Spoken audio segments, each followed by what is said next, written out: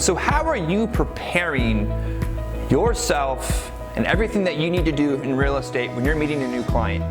What exactly do you do? Let's say someone calls and says, hey, I want to meet you at ABC 123 Street. So you go and meet them. They want to see a particular property. What's that look like? What is that process? Today, I'm going to give you a few tips that we do when we meet new clients to separate us from the competition, because like we know, if you don't know a real estate agent, I'd assume you'd had no friends. So what that means is everybody knows a real estate agent. So every single day you have to design, you gotta change, you gotta alter to make yourself stand out more than the competition. So I'm gonna give you a few things that we do. One, first and foremost, most people just go, they print out the MLS and they show up to the property, and they're always thinking like, oh, I'm gonna meet them, we'll create some rapport, and then we'll go on from there. First of all, if you're gonna go and show a property to any client, whether it be a new client or an old client, you better be running comps. You better be showing up to that property with comps in hand to show them if the value is there, because they're gonna ask you a lot of questions about the property and what the value is, and if you think it's right. And if you don't have this information already in hand, you're already gonna lose. Second, actually I wrote all this down if you guys even care.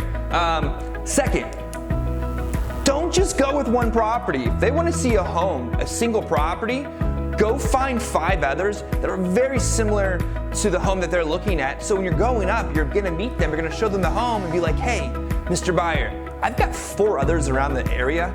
Do you guys have some time right now? We can go check those ones out. What do you think that's gonna do to their mental picture about you?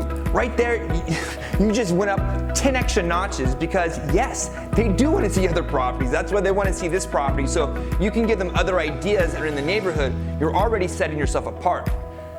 3, don't drive yourself. A lot of people will have their buyers follow them in the car, and yeah, that works sometimes, but how are you really connecting with these people? How are you really engaging with their lives when you're just meeting them at the property and you're just talking real estate? My tip is hire a driver, get an Uber, get somebody to drive you to these properties. Make sure you've got 5 to 8 lined up so you can sit with them in the car. You can run over the comps with them as you're going to the property. You can talk about life. You can interact with them and they can interact with you, and you guys can create a real strong relationship.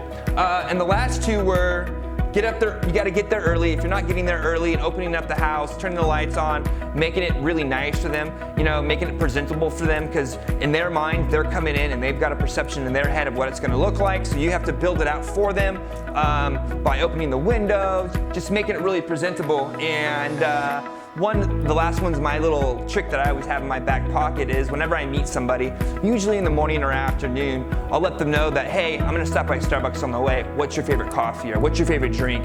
And from there, I'll go and buy their drink and meet them there with it, because it's nice to have a little offering or a little gift when you're meeting somebody new.